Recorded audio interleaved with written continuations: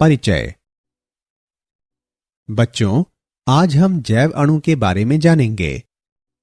Teacher, जैव अणु क्या होते हैं? जैव अणु कार्बनिक अणु है जो एक सजीव जीव द्वारा उत्पन्न किया जाता है। टीचर, हमारे शरीर में उत्पन्न होने वाले अणु जैव अणु हैं? हाँ राम, क्या कोई मुझे जैव अणुओं के कुछ उदाहरण बता सकता है? टीचर, जैव अणु के अनेक उदाहरण हैं, जैसे कि प्रोटीन, पॉलीसेकेराइड्स, न्यूक्लिक अम्ल आदि। बहुत अच्छा श्वेता। इस पाठ में आप जंतुओं में पाए जाने वाले जैव अणुओं के बारे में जानेंगे।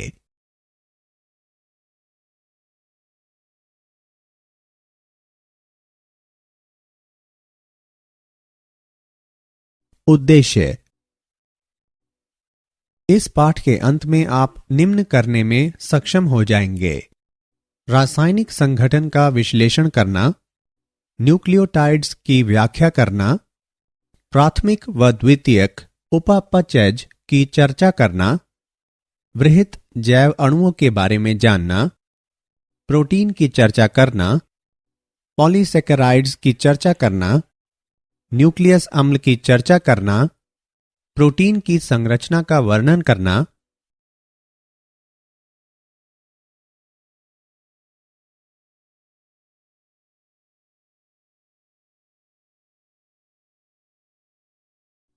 एक बहुलक में एककों को जोड़ने वाले बंधों की प्रकृति की चर्चा करना, शरीर अवयवों की गतिक अवस्था उपापाच्य की संकल्पना की चर्चा करना, जीव के उपापाचीय आधार की व्याख्या करना, जीव अवस्था की व्याख्या करना, एंजाइम का वर्णन करना।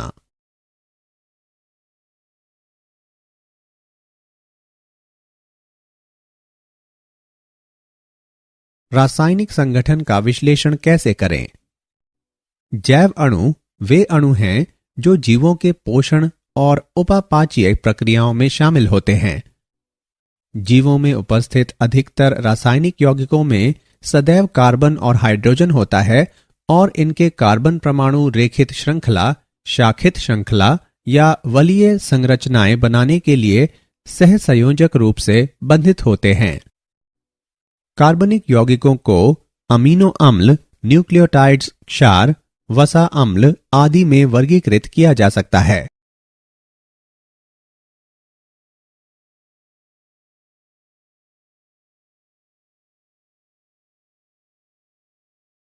अमीनो अम्ल। अमीनो अम्ल प्रोटीन के रचक खंडों और उपापाच्य में मध्यवर्ती के रूप में कार्य करते हैं।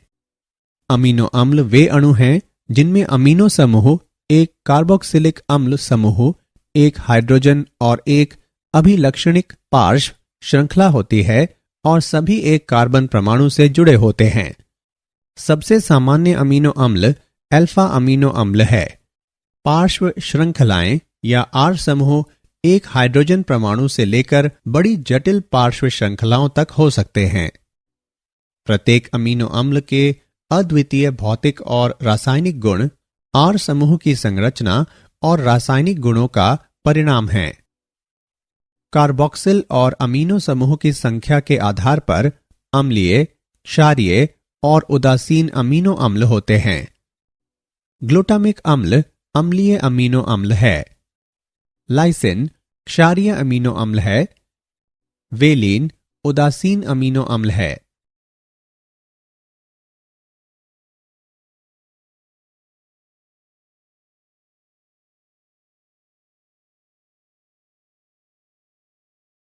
लिपिड्स। लिपिड्स कार्बनिक अणु हैं जो जल में अघुलनशील होते हैं। लिपिड्स के 3 उदाहरण उदासीन वसाएं, फॉस्फोलिपिड्स और कोलेस्ट्रॉल। उदासीन वसाएं।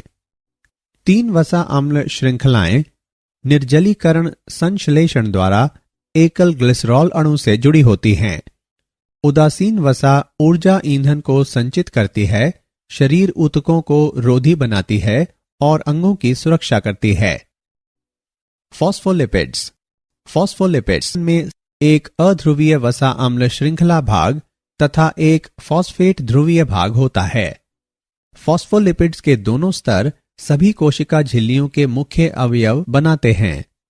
फॉस्फोलिपिड्स अणुओं के दोनों स्तर इस प्रकार स्वतः जुड़ते हैं कि उनके जलरागी शीर्ष झिल्ली की सतह और आंतरिक भाग बनाएं तथा जल विरागी पुच्छ एक दूसरे के सामने हों। कोलेस्ट्रॉल। कोलेस्ट्रॉल अणु में 4 परस्पर संबंध कार्बन वलय होते हैं।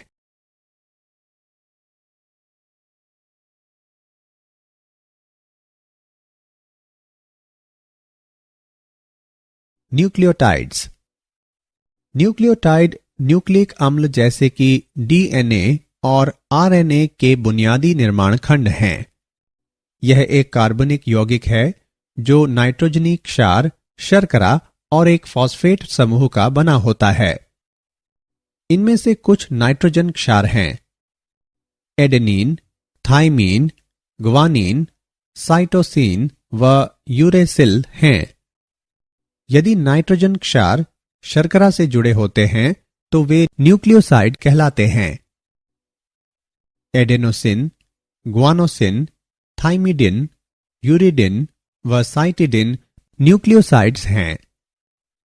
एडिनिलिक अम्ल, थाइमिडिलिक अम्ल, ग्वानिलिक अम्ल, यूरिडिलिक अम्ल और साइटिडिलिक अम्ल न्यूक्लियोटाइड्स हैं।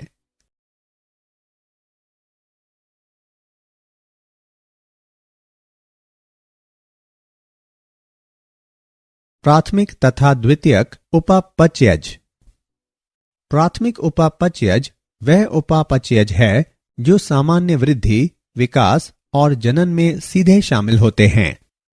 इसमें विभिन्न प्रकार के कार्बोनिक यौगिक शामिल होते हैं। उदाहरण: सुक्रोज और स्टार्च, सेल्यूलोज, डीएनए, आरएनए, वर्णक जैसे कि क्लोरोफिल। द्वितीय उपापचयज विशिष्ट कार्यों में शामिल होते हैं जैसे कि परागणकारी आकर्षण या शाकाहारी से सुरक्षा। इन्हें 3 श्रेणियों में वर्गीकृत किया जा सकता है: एल्केलाइड, टर्पिनवाइड्स, फिनोलिक्स। एल्केलाइड नाइट्रोजन युक्त यौगिकों का एक बड़ा समूह है। टर्पिनवाइड्स एसिटल कोएंजाइम ए या ग्लाइकोलिसिस में मध्यवर्तियों से व्युत्पन्न होते हैं। फिनोलिक यौगिकों को हाइड्रोक्सिल कार्यात्मक समूह वाले एक या अधिक एरोमेटिक वलयों की उपस्थिति द्वारा परिभाषित किया जाता है।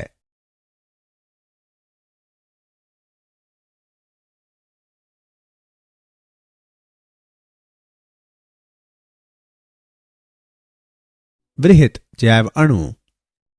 यौगिक अम्ल घुलनशील भाग में पाए जाते हैं और जिनका अनुभार 18 से लगभग 800 डाल्टन के आसपास होता है। वृहत जैव अणु जो अम्ल विलीय अंश में पाए जाते हैं जैसे प्रोटीन, न्यूक्लियक अम्ल, पॉलीसैकेराइड्स और लिपिड्स। लिपिड्स के अतिरिक्त सभी वृहत जैव अणुओं का अणुभार 10,000 डाल्टन से अधिक होता है। इसका कारण है कि लिपिड्स के अतिरिक्त सभी बहुलक पदार्थ होते हैं। पॉलीसैकेराइड्स। पॉलीसैकेराइड्स मोनोसैकेराइड्स के बहुलक हैं। पॉलीसैकेराइड्स मोनोसैकेराइड्स के समबहुलक या विषम बहुलक हो सकते हैं। न्यूक्लियक अम्ल। न्यूक्लियक अम्ल न्यूक्लियोटाइड्स के बहुलक होते हैं। प्रोटीन। प्रोटीन अमीनो अम्ल के बहुलक हैं। प्रोटीन पॉलीपेप्टाइड्स होते हैं जहां अमीनो अम्ल एक रैखिक श्रृंखला के रूप में पेप्टाइड आबंध द्वारा जुड़े होते हैं। प्रोटीन के कार्य: कोशिका झिल्ली के आर पार पोषक पदार्थों का परिवहन, संक्रमण से लड़ना और हार्मोन एवं एंजाइम के रूप में कार्य करना।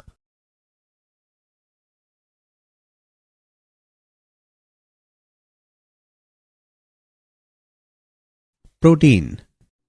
प्रोटीन पेप्टाइड आबंध द्वारा सहसंयोजक रूप से एक श्रृंखला में जुड़े अमीनो अम्लों के बहुलक होते हैं। प्रोटीन प्रतिजनों से शरीर की सुरक्षा करने में शामिल प्रतिरक्षी के रूप में कार्य करते हैं। संकुचनशील प्रोटीन गति के लिए जिम्मेदार होते हैं। उदाहरण के लिए एक्टिन और म्योसिन। प्रोटीन पेप्टाइड बंधों द्वारा आपस में जुड़े अमीनो अम्लों के बहुलक हैं। अमीनो अम्ल 21 प्रकार के होते हैं जो हर तरह के प्रोटीन बनाते हैं। प्रत्येक अमीनो अम्ल में एक हाइड्रोजन, एक कार्बोक्सिल समूह, एक अमीनो समूह और एक विशिष्ट पार्श्व श्रृंखला या आर समूह से बंधित केंद्रीय कार्बन से बनी मौलिक डिजाइन होती है।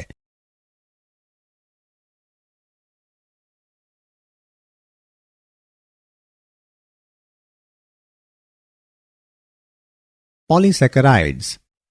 पॉलीसैकेराइड्स जटिल कार्बोहाइड्रेट्स होते हैं।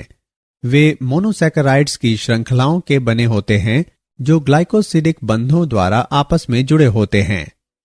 सेल्यूलोज पादप कोशिका भित्ति का मुख्य अवयव है।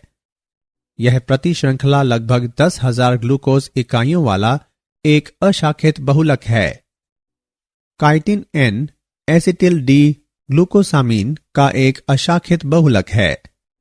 यह कवकों में पाया जाता है और ऑर्थोपॉड एवं निम्न जंतुओं के बाह्य कंकाल का मुख्य अवयव है, जैसे कीट, केकड़ा और श्रिम्प, चिराट के कवच।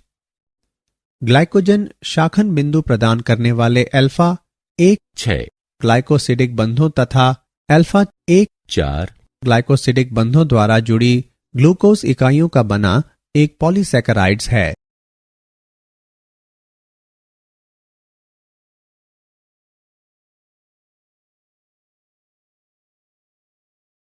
न्यूक्लिक अम्ल।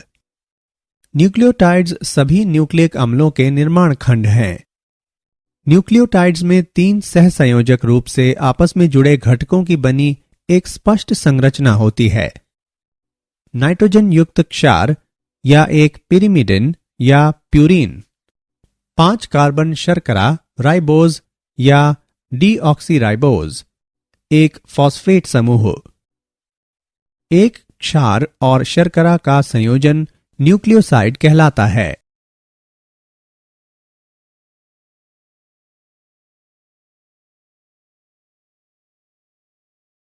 प्रोटीन की संरचना। प्रोटीन पेप्टाइड बंधों द्वारा जुड़ी अमीनो अम्लों की एक या अनेक श्रृंखलाओं की बनी होती है और एक विशिष्ट त्रिमिमीय आकार में वलित होती है।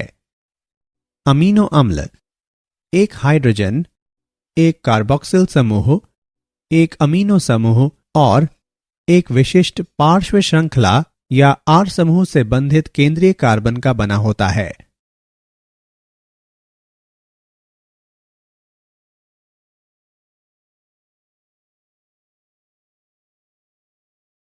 प्रोटीन संरचना के स्तर। प्राथमिक संरचना। प्रोटीन में अमीनो अम्लों का रैखिक व्यवस्थापन और सहसंयोजक अनुबंधों की स्थिति, जैसे कि अमीनो अम्लों के बीच में डाइसल्फाइड बंध। द्वितीयक संरचना। प्रोटीन के भीतर वलन का क्षेत्र, उदाहरण अल्फा हेलिक्स और चुन्नटदार परत सहित, जो हाइड्रोजन बंधन द्वारा स्थायीकृत होते हैं। तृतीयक संरचना। प्रोटीन की अंतिम त्रिविमीय संरचना, जो अमीनो अम्लों के बीच अनेक गैर सहसंयोजक अंतःक्रियाओं का परिणाम है। चतुष्क संरचना। गैर सहसंयोजक अंतःक्रियाएं जो बहु पॉलीपेप्टाइड्स को एकल बड़ी प्रोटीन में बांधता है। 2 अल्फा ग्लोबिन और 2 बीटा ग्लोबिन पॉलीप्रोटीन्स के संयोजन के कारण हीमोग्लोबिन में चतुष्क संरचना होती है।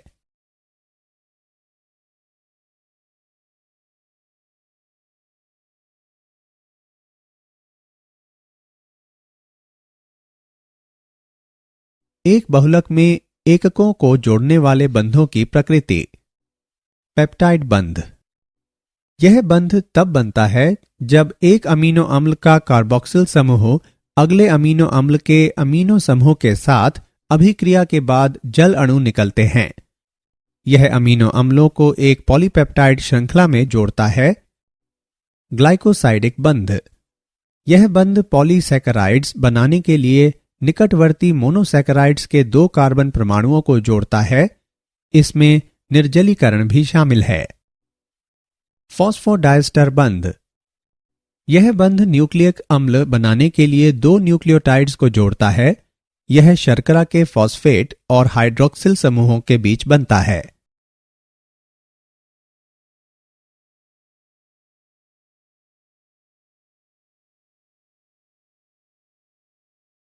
शरीर अवयवों की गतिक अवस्था। उपापाच्य की संकल्पना।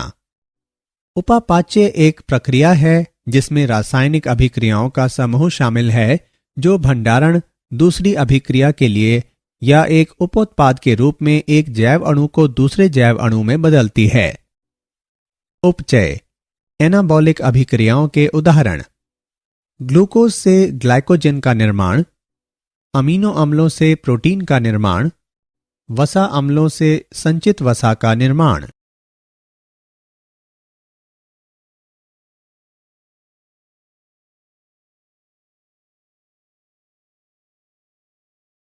जीव का उपापाची आधार।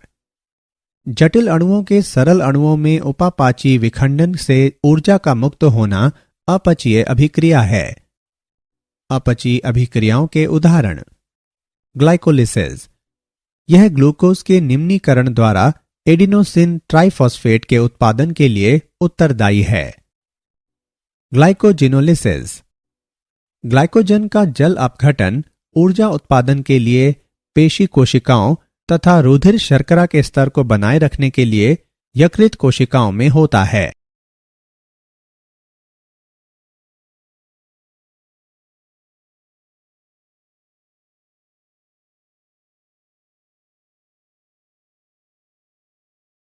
जीव अवस्था। जैविक यंत्र का सबसे महत्वपूर्ण तथ्य यह है कि सजीव प्रत्येक जैव अणु की सांद्रताओं द्वारा अभिलक्षित एक स्थिर अवस्था में मिलते हैं। रासायनिक या भौतिक प्रक्रियाएं स्वतः सामान्य अवस्था को प्राप्त करती हैं और स्थिर अवस्था एक सामान्य अवस्था होती है।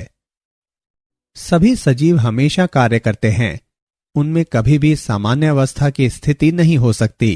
इसलिए जीव अवस्था एक असाम्य स्थायी अवस्था होती है जिससे कार्य संपन्न होते हैं। जीव प्रक्रिया एक लगातार प्रयास है जिसमें साम्यावस्था से बचा जा सके। इसे ऊर्जा इनपुट द्वारा प्राप्त किया जा सकता है।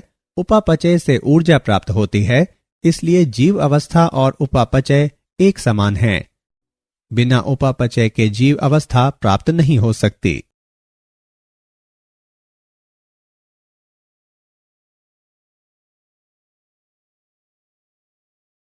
एंजाइम। एंजाइम एक पदार्थ है जो सजीवों द्वारा उत्पन्न किए जाते हैं। जैव रासायनिक अभिक्रिया संपन्न करने के लिए उत्प्रेरक के रूप में कार्य करता है। लगभग सभी एंजाइम प्रोटीन होते हैं। एंजाइमों में सभी प्रोटीनों जैसे प्राथमिक, द्वितीयक और तृतीयक संरचनाएं भी होती हैं। सक्रिय स्थल पर क्रियाधार व्यवस्थित होते हैं और अभिक्रिया को तेज गति से उत्प्रेरित करते हैं।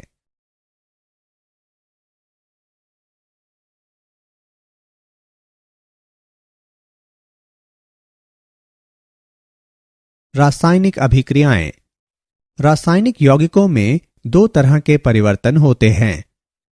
भौतिक परिवर्तन का अर्थ है बिना बंध के टूटे आकार में परिवर्तन, और रासायनिक परिवर्तन में बंधों का टूटना शामिल है। भौतिक और रासायनिक अभिक्रियाओं की दर प्रति इकाई समय में निर्मित उत्पाद की मात्रा के रूप में मापी जा सकती है। अभिक्रिया की दर डेल्टा पी बटे डेल्टा टी। तापमान अभिक्रिया की दर को सीधे प्रभावित करता है।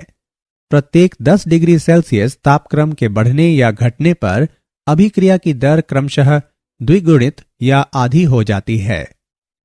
परम तापमान में वृद्धि के कारण औसत गतिज ऊर्जा बढ़ जाती है और देहली ऊर्जा से अधिक ऊर्जा वाले अणुओं की संख्या भी बढ़ जाती है। इसलिए यह देखा गया है कि अभिक्रिया की दर तापमान में वृद्धि के साथ बढ़ जाती है। एक एंजाइम केवल एक विशिष्ट रासायनिक अभिक्रिया को उत्प्रेरित करता है। उदाहरण के लिए, माल्टोज शर्करा आपस में जुड़े दो ग्लूकोज अणुओं की बनी होती है। एंजाइम माल्टेज का आकार इस तरह का होता है कि यह बंध को तोड़ सके और 2 ग्लूकोज अणुओं को मुक्त कर सके।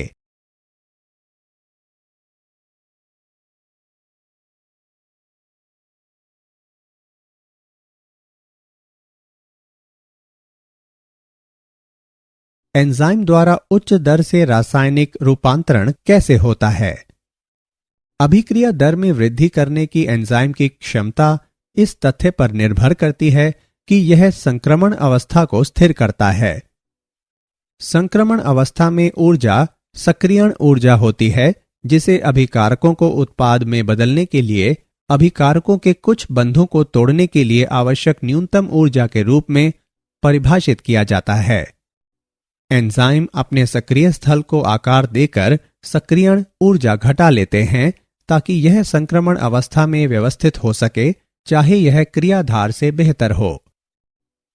उदाहरण के लिए, कैटालेज का एक अणु प्रति सेकंड हाइड्रोजन पेरोक्साइड के 40 मिलियन अणुओं को तोड़ सकता है।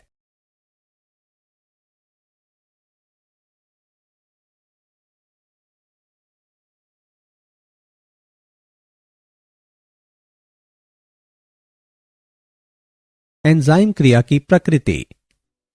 एंजाइम क्रिया का उत्प्रेरक चक्र। क्रियाधार एंजाइम के सक्रिय स्थल से बंध जाता है। सक्रिय स्थल एंजाइम का विशिष्ट क्षेत्र है जो क्रियाधार के साथ जुड़ता है। एंजाइम क्रियाधार का आकार बदल देते हैं ताकि क्रियाधार अधिक मजबूती से व्यवस्थित हो सके। एंजाइम का सक्रिय स्थल क्रियाधार के बंध तोड़ देता है और नए एंजाइम उत्पाद जटिल का निर्माण होता है। एंजाइम उत्पाद अवमुक्त करता है और एंजाइम दूसरे अणुओं के साथ बंधने के लिए तैयार हो जाता है।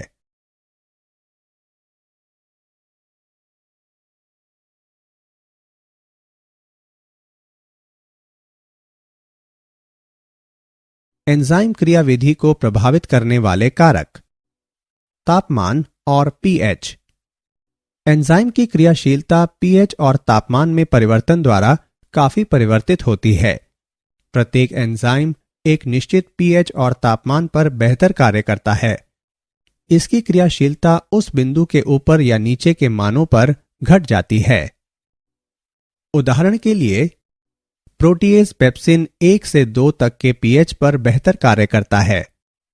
प्रोटीएज ट्रिप्सिन इतने कम पीएच पर निष्क्रिय होता है, लेकिन 8 पीएच पर बहुत सक्रिय हो जाता है। पीएच में परिवर्तन आवेशित अमीनो अम्लों की आयनीकरण अवस्था को बदल देता है, जो क्रियाधार बंधन क्रिया में महत्वपूर्ण भूमिका निभा सकता है।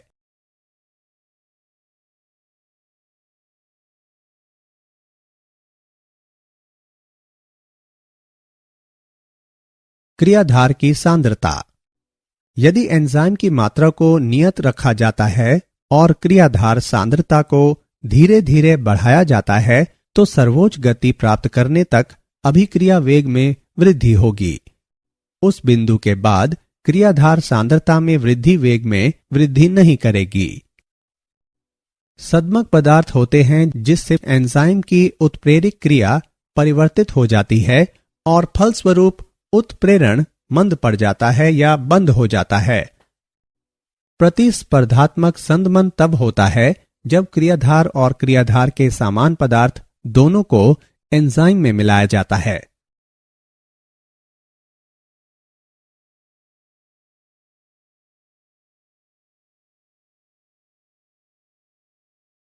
एंजाइम का वर्गीकरण व नामकरण। अभिक्रियाओं के प्रकार के आधार पर एंजाइमों को विभिन्न समूहों में वर्गीकृत किया जा सकता है। ऑक्सीडोरिडक्टेज या डिहाइड्रोजिनेजेज। एंजाइम जो एक अणु से दूसरे अणु तक इलेक्ट्रॉन स्थानांतरित करते हैं, ऑक्सीडोरिडेज कहलाते हैं। अधिकतर उपापचयी ऑक्सीकरण अभिक्रियाओं में इलेक्ट्रॉन दाता से हाइड्रोजन को हटाना शामिल है। ये एंजाइम डिहाइड्रोजिनेजेज कहलाते हैं।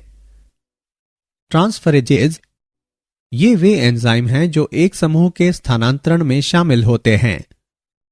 हाइड्रोलेजेज एक एंजाइम जो जल अपघटन की प्रक्रिया की गति बढ़ा देता है।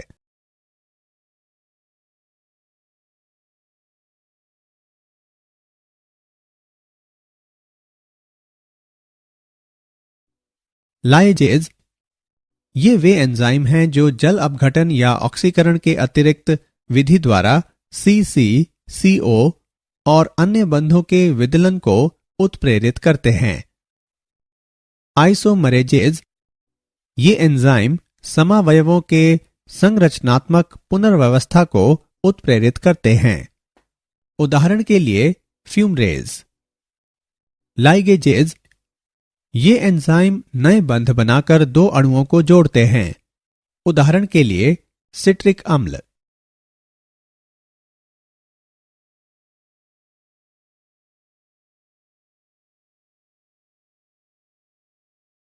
सहकारक सहकारकों को उन अणुओं के रूप में परिभाषित किया जाता है जो एंजाइमी अभिक्रियाओं के दौरान एंजाइम से कसकर बंधे होते हैं और अभिक्रिया में एक रूप से दूसरे रूप में बदल दिए जाते हैं। 3 प्रकार के सहकारक हैं: प्रोस्थेटिक समूह, सह एंजाइम और धातु आयन। प्रोस्थेटिक समूह दृढ़ता से बंधी गैर पॉलीपेप्टाइड संरचना जो एंजाइम की क्रियाशीलता के लिए आवश्यक है। उदाहरण के लिए हीमोग्लोबिन का हीम।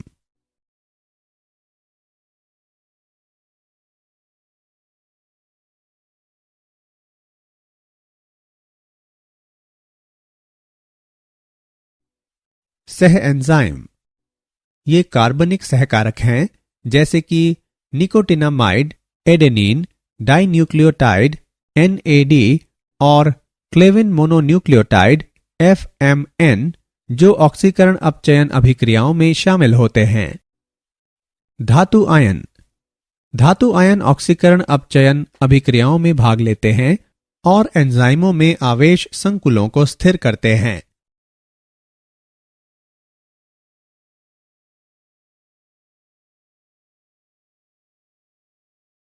क्या आप जानते हैं डरावनी फिल्में देखने से उपापचय दर में वृद्धि हो सकती है। दालचीनी एक मसाला है जो आपकी उपापचयी दर में वृद्धि कर सकता है। यदि आप भोजन करना छोड़ देते हैं तो आपकी उपापचयी दर धीमी हो सकती है।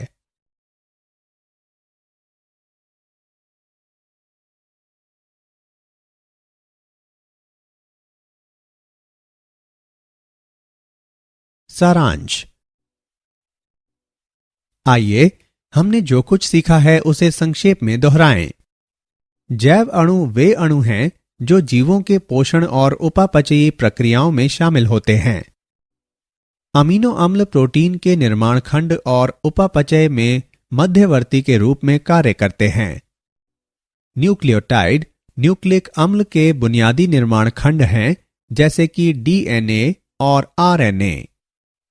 पॉलीसैकेराइड्स मोनोसैकेराइड्स के बहुलक हैं। न्यूक्लियक अम्ल न्यूक्लियोटाइड्स के बहुलक हैं। प्रोटीन अमीनो अम्ल के बहुलक हैं। प्रोटीन के 4 स्तर प्राथमिक, द्वितीयक, तृतीयक, चतुष्क संरचना हैं। उपापाच्य एक प्रक्रिया है जिसमें रासायनिक अभिक्रियाओं का समूह शामिल है जो भंडारण, दूसरी अभिक्रिया के लिए या एक उपोत्पाद के रूप में एक जैव अणु को दूसरे जैव अणु में बदलती है। लगभग सभी एंजाइम प्रोटीन होते हैं।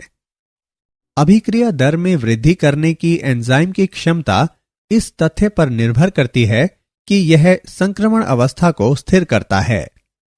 सहकारकों को उन अणुओं के रूप में परिभाषित किया जाता है जो एंजाइमी अभिक्रियाओं के दौरान एंजाइम से कसकर बंधे होते हैं और अभिक्रिया में एक रूप से दूसरे रूप में बदल दिए जाते हैं।